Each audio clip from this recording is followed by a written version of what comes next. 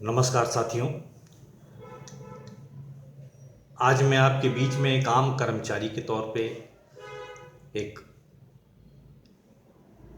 कल कारखाने में काम करने वाले कर्मचारी के तौर पे, एक मजदूर के तौर पे, एक कॉल सेंटर में बीपीओ में केपीओ में काम करने वाले पढ़े लिखे कर्मचारी के तौर पे, एक इंडस्ट्री में कर्मचारी के रूप में काम करने वाले, फैक्ट्रियों में मजदूरी करने वाले, टेक्निकल नॉन टेक्निकल, इन सब की आवाज़ बन के आया हूँ। और आवाज़ बनने कर इसलिए आया हूँ क्योंकि आज मेरा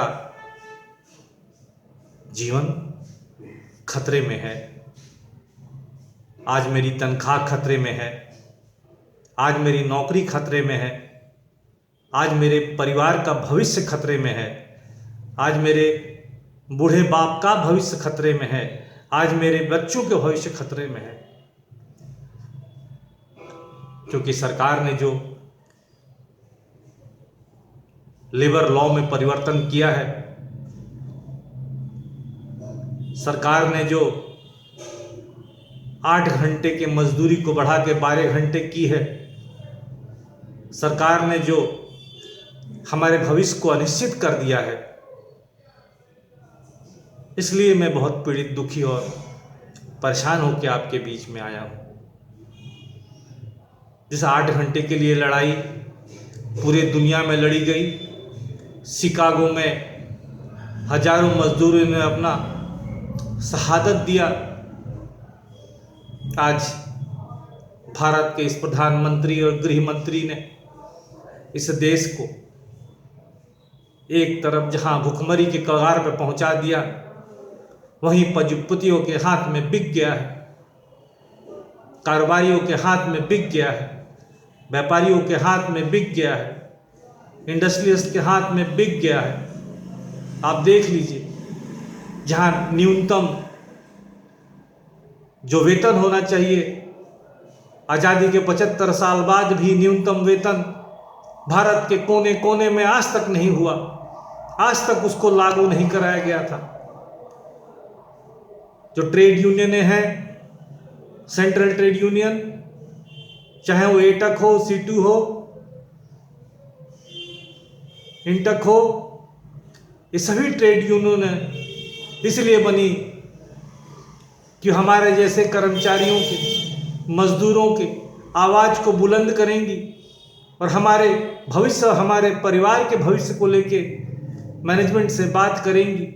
अब वो यूनियन बनाने का भी अधिकार सरकार ने अपने कानून से ख़त्म कर दिया। जहां नौकरी मिलती है तो लोग ये सोचते हैं कि उनका परिवार का भविष्य सुरक्षित हो जाएगा, वहां ठेका प्रथा को बढ़ावा इस कानून के जरिए दिया जा रहा है। और ठेका प्रथा ही नहीं, हायर और फायर का भी इसके अंदर प्रोविजन है। अब मालिकों को लगेगा कि हम मजदूरों को वो जब चाहे निकाल सकता है, वो जब चाहे रख सकता है, वो जब चाहे निकाल सकता है, दूसरा मजदूर ला सकता है, तो हमारा भविष्य तो अंधकार में ही रहेगा।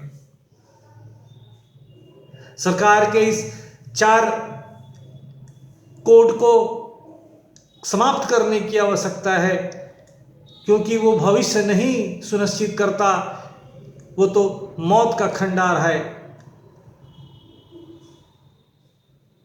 सरकार, भारतीय जनता पार्टी की सरकार जिस तरह से बिना सीखे समझे पढ़े लिखे जीएसटी लेके आ गई, नोटबंदी लेके आ गई, किसानों का बिल लेके आ गई, वैसे ही ये कानून लेके आ गई, क्योंकि उनके पास पढ़े लिखे लोग नहीं हैं, सबके सब अनपढ़ हैं।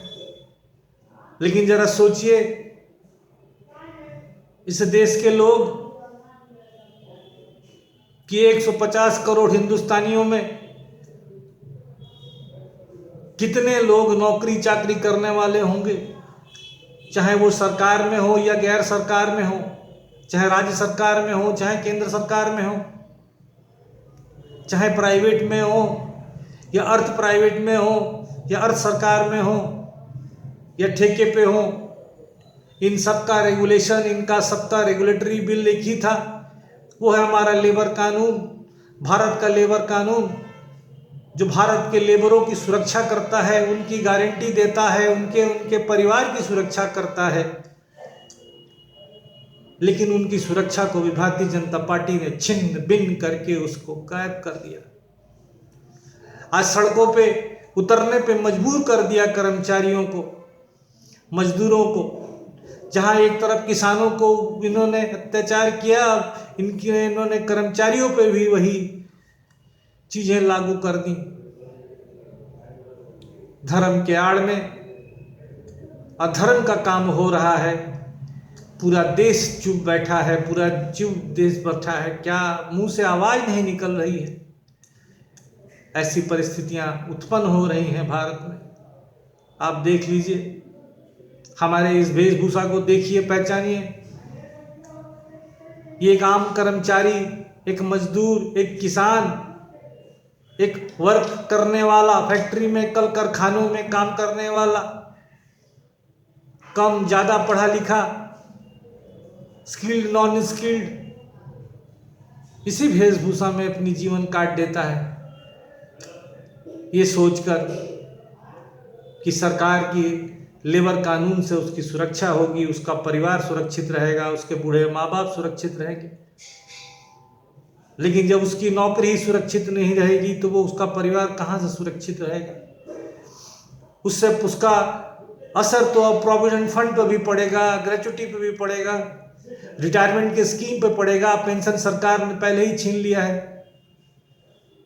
अरे इस देश के हिंदू हिंदू कहने वाले लोग जरा जागो, जरा सोचो, धर्म के आड़ में ये कैसा अधर्म काम चल रहा है। राम जी के इस भारतवर्ष में कैसा रावण का काम चल रहा है। जरा इस पे विचार करो तो तुम्हें सब समझ में आ जाएगा कि देश कहाँ जा रहा है। इससे ज़्यादा मैं कुछ नहीं बोलूँगा। आप खुद समझदार हो, समझो, परखो। नमस्कार।